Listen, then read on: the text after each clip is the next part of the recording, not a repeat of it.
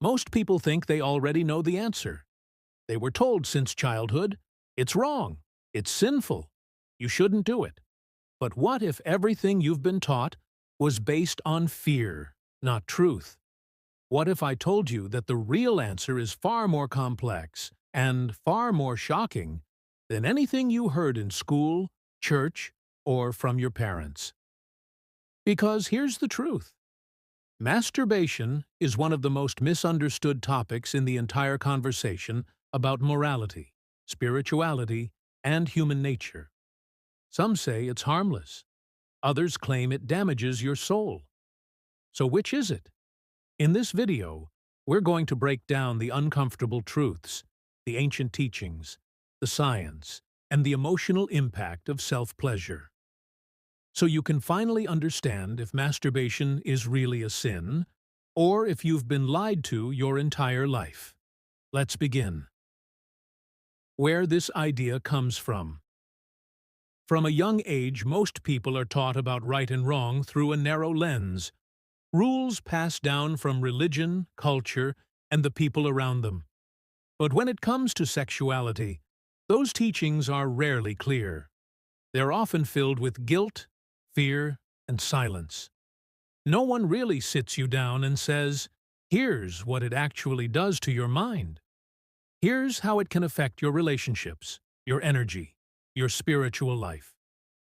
Instead, you're given vague warnings like, you'll go blind. God is watching. It'll make you weak. But no one explains why. So you're left with a habit you don't fully understand, and shame you never chose. Today, we're removing the filters. This is not a video about what's right or wrong. This is about truth, uncomfortable, raw, eye-opening truth.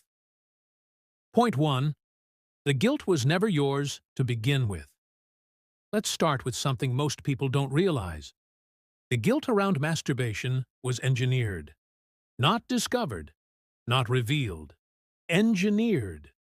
In ancient cultures, before modern religion, the body wasn't seen as dirty. Self-pleasure wasn't seen as shameful. In fact, many civilizations believed sexual energy was sacred. It was only when control became more valuable than freedom, when obedience mattered more than understanding, that teachings began to twist. Certain religious leaders began labeling masturbation as sinful to promote self-discipline, but also to control human desire. Because the truth is, when you control someone's pleasure, you control their behavior. So over time, something natural became taboo. Something instinctual became punishable.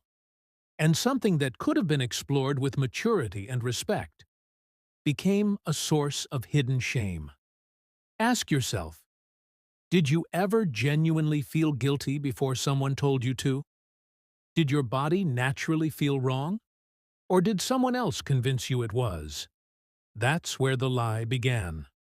Point 2. The damage isn't in the act, it's in the addiction. Let's be honest. There's a reason people are concerned about masturbation. And it's not because it's evil. It's because it can become a trap. See, masturbation by itself isn't the problem. The real danger lies in what it becomes. An escape from real connection. A replacement for emotional vulnerability. A daily routine that drains your energy and drive. When something goes from a choice to a crutch, that's when it becomes destructive. And that's where it starts feeling like a sin. Not because of God. Not because of some ancient scripture. But because deep down, you know you're giving up control. You start to notice. You feel empty afterward. You lose motivation. You don't look at people the same. You start chasing fantasies instead of facing reality. That's when you realize it's not the act that's hurting you. It's what the act is replacing. So is masturbation a sin? Here's the uncomfortable answer. It can be. Not because it's inherently evil, but because it can make you live below your potential. It robs you of presence, discipline, and purpose, if you let it. Point 3. The spiritual cost you're never told about. Here's where it gets deeper. Every action you take has an energetic consequence. And sexual energy is the most powerful energy you have. It's not just about pleasure, it's creation. The same force that brings life into the world is what you release every time you climax. And that release isn't just physical. It affects your mind, your focus, your vitality, and yes, your spirit. Think about this. Have you ever felt unstoppable after a period of celibacy or discipline? Have you ever noticed your confidence skyrocket when you're not wasting energy? That's not coincidence. That's what happens when you protect your power. Ancient yogis, monks, and mystics practiced semen retention not out of shame, but out of respect. They believed every time you release that energy, you're letting go of life force. And if you do it mindlessly, constantly, out of habit, you're leaking your greatness little by little.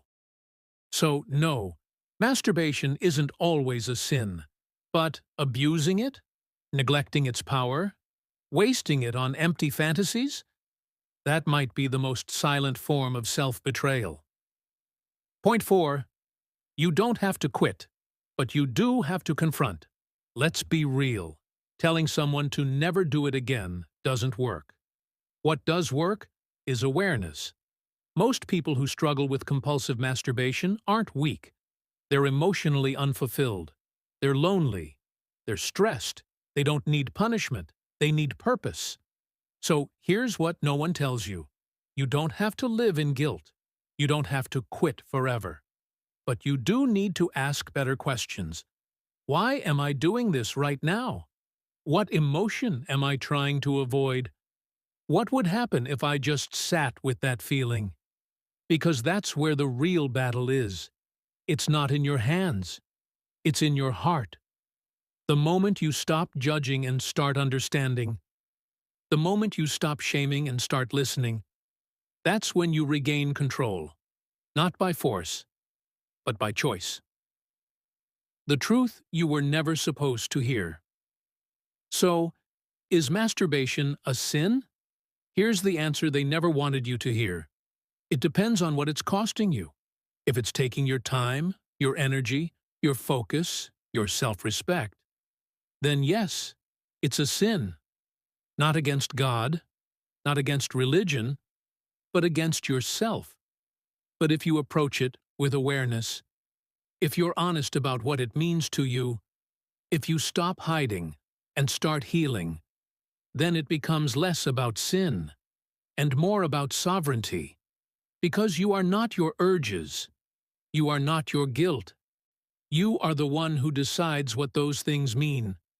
Let this video be a wake-up call, not to shame you, but to remind you. Your energy is sacred, your pleasure is powerful, and your truth, when you stop running from it, will set you free.